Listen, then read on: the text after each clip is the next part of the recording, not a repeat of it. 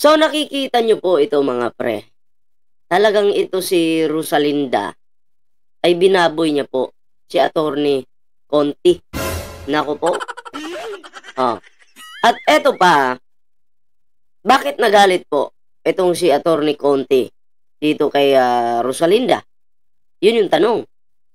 Kasi mga pre, kung titingnan nyo dito, yan, yun yung comment niya dito kay Rosalinda. Ang sabi dito, kasi nilagyan po siya ng sungay eh. Sabi dito, bagay ba? Sakto. Ito yung Sasha first pick ko sa next costume party. Mag-Maleficent siguro ako. Sino itong Mr. Real Tuker? Anong full name at address kaya niya? Ayan ha. Kahit work address. Yung kung saan pwedeng magpadala ng subpoena. Bakit mo kasi nilagyan ng sungay? At nako, baka nga hindi accurate na inaway si Duterte. Si Jesus Christ. Oh, panoorin natin ang serye ng atake niya sa simbahan. Oh, meron dyan. Oh. Sabi ko rin sa interview na ito na may hangganan ang freedom of speech and expression. Hindi protected ang incitement to violation, libel, and certain falsehoods. Lagot ka ngayon, Real Tuker. Bakit galit si Attorney Conti? Bakit ngayon kakasuhan etong si Rosalinda? Bakit po? Dahil dito, yan. Lagyan mo ba naman ng sungay? Dahil bobo ka, hindi mo kayang mag-focus sa issue? Mang-aasar ka na lang. Diba? Itong kulangot na Rosalinda nito, deserve mo yan. Diba? Deserve mo yan. Bobo ka kasi. Sa totoo lang. Yan yung napala mo ngayon. Diba? Hindi ka tatantanan ni Attorney Conti, hinahanap na yung address mo. Kasi dyan ipapadala yung subpoena. Huwag kang mag-alala, subpoena lang yan. Hindi pa naman warrant yan. Ito po yung topic natin ngayon mga pre. Pero syempre no, bago po tayo magtuloy-tuloy sa ating reaction ngayon, meron po tayong dito, meron po tayong Facebook page. Yan, Ballpoint Man 2.0. Huwag niyo pong kalimutang i-follow yung ating Facebook page. Yan. Ang syempre mga pre no, meron po tayong Timberador. Ayan ha. So hindi pa po nakasubscribe sa ating YouTube channel, huwag kalimutang mag-like, share, and subscribe para naman maging updated ka sa lahat ng mga uploads natin.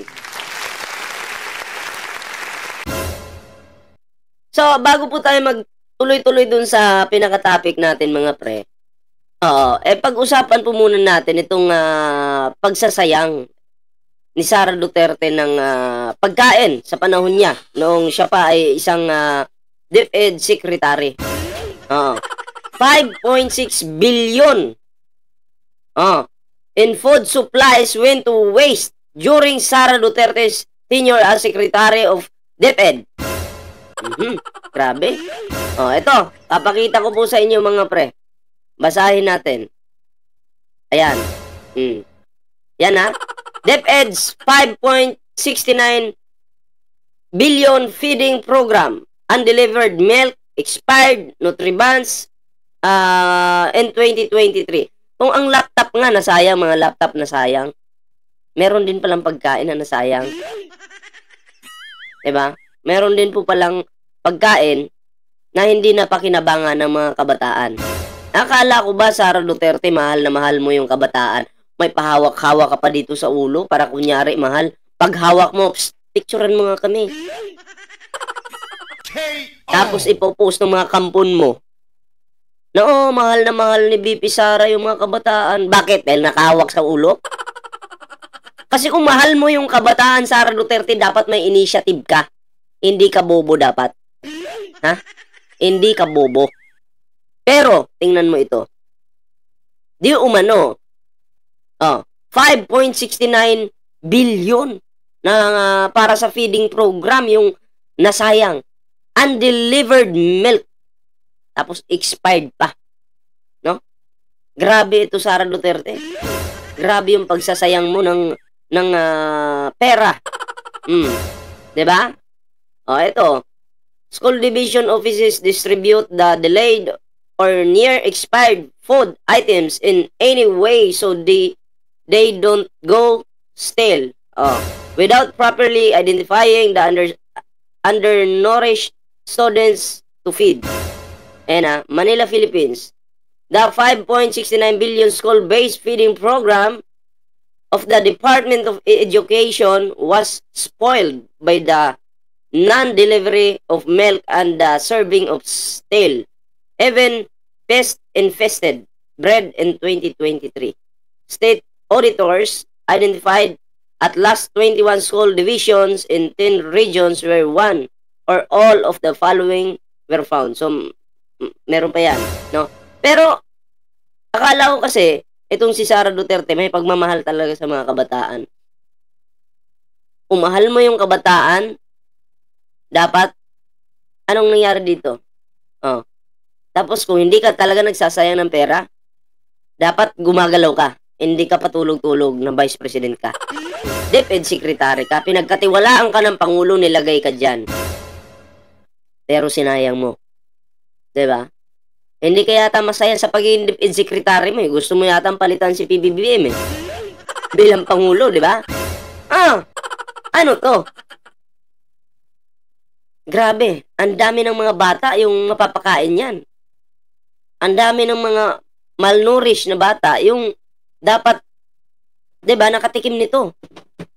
Pero nasayang lang po. Dahil si Sara ay tamad. Hindi naman po siya dapat yung tatrabaho niyan eh. Utos lang naman niya yan eh. Ito yung gawin nyo. Ganyan, ganyan, ganyan. Diba? Pero wala. Walang initiative na ginawa. Akala ko, matino. Wala naman pala. Akala ko, mahal mo yung mga bata. Yung budget pala yung mahal mo. Kaya, alam nyo, itong mga Duterte, pag may patay po, tuwan-tuwa sila. Bakit? Yung patay mismo, magagamit nila eh. Para sabihin nilang, ay, makatao talaga, makabayan talaga itong si Sara Duterte. Bakit? Pag may patay, nakatayo po siya doon, banda sa may patay. Sabay picture. Tapos sabay post sa mga social media. Katulad nung may namatayan sa QGC. Nandun siya, nakatayo sa may patay. Tapos yung photographer niya, kuha ng picture. Para magmukhang mahal niya yung mga kulto. Ha? Wag po kayong magpapaniwala na pag ang bata hinawakan ni Sara sa ulo, mahal na niya yan. Isang malaking acting lang po yan. Kasi, yan yung ikakalat sa social media para magmukhang matino si Sara Duterte. Yun yung katotohanan dyan. So, anyway mga pre, no?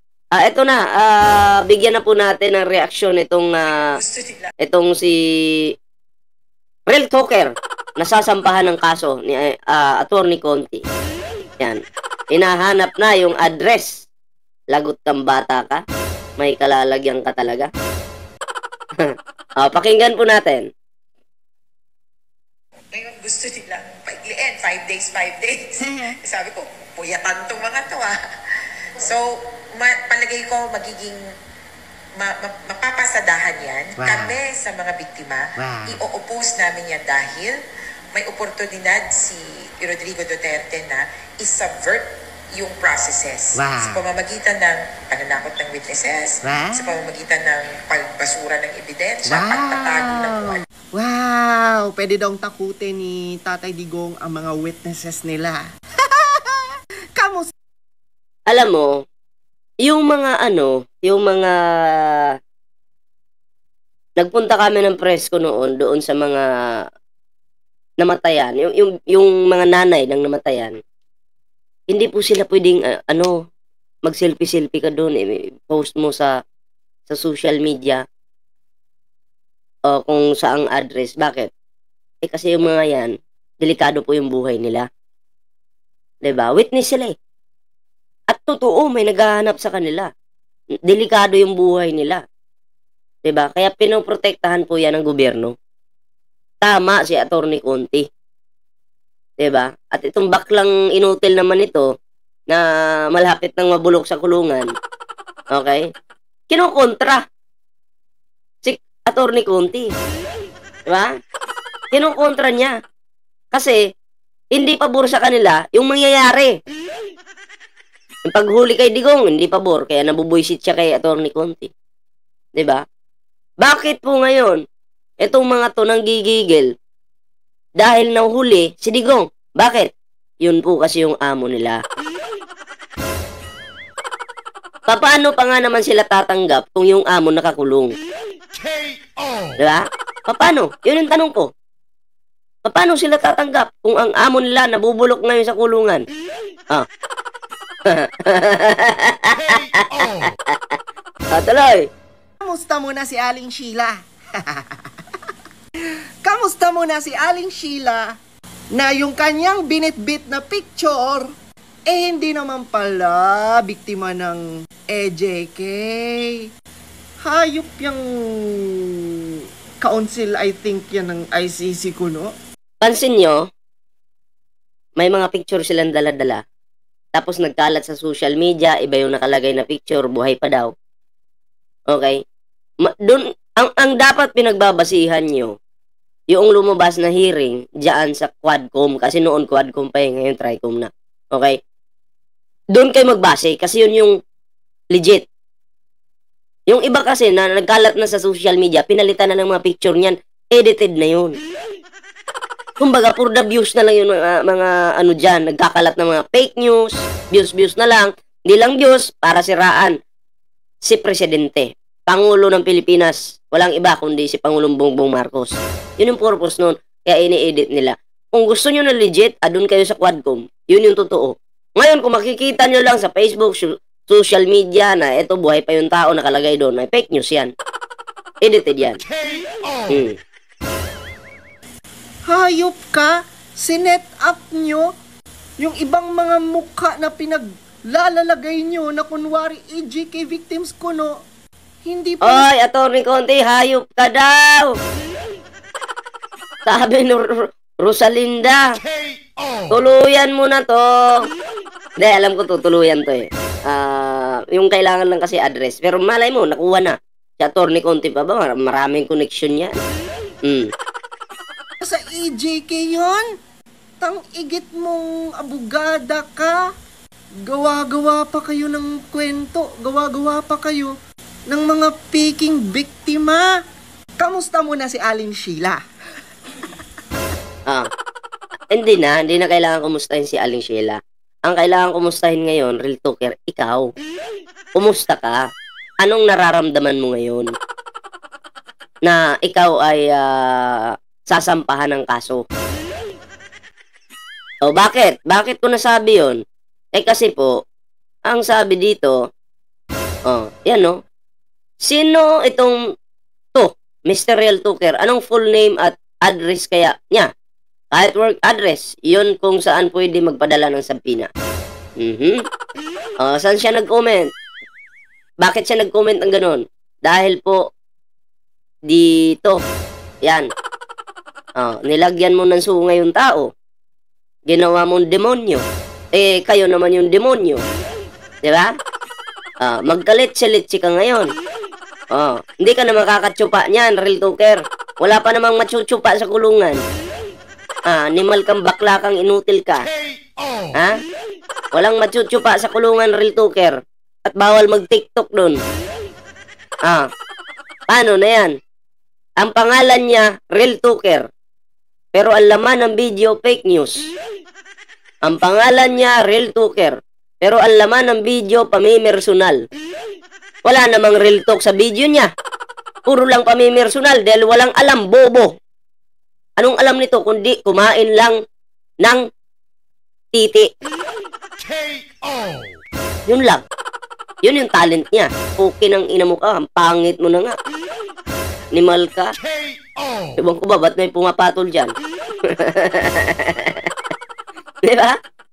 Ang pangalan niya, Real Talker.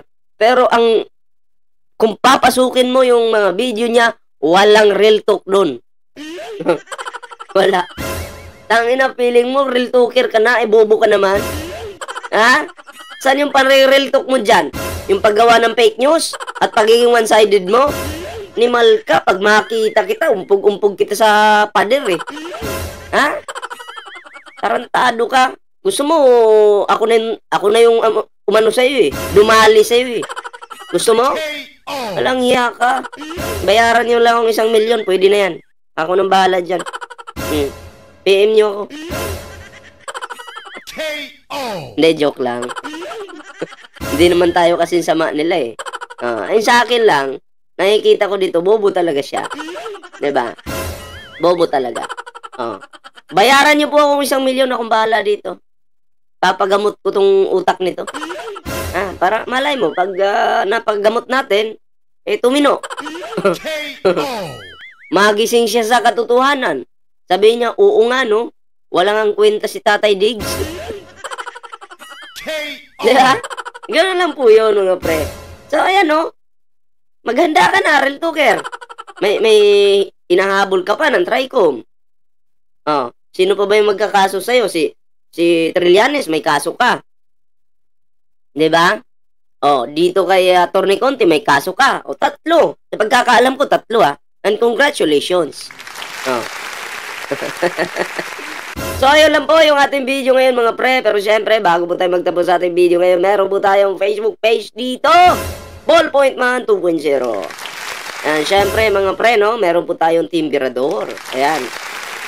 At sa hindi pa nakasubscribe sa ating YouTube channel, huwag kalimutang mag-like, share, and subscribe para naman maging updated ka sa lahat ng mga uploads natin. So, yun lang po mga pre, yung ating video ngayon. Kita-kits po tayo mamaya sa susunod na video.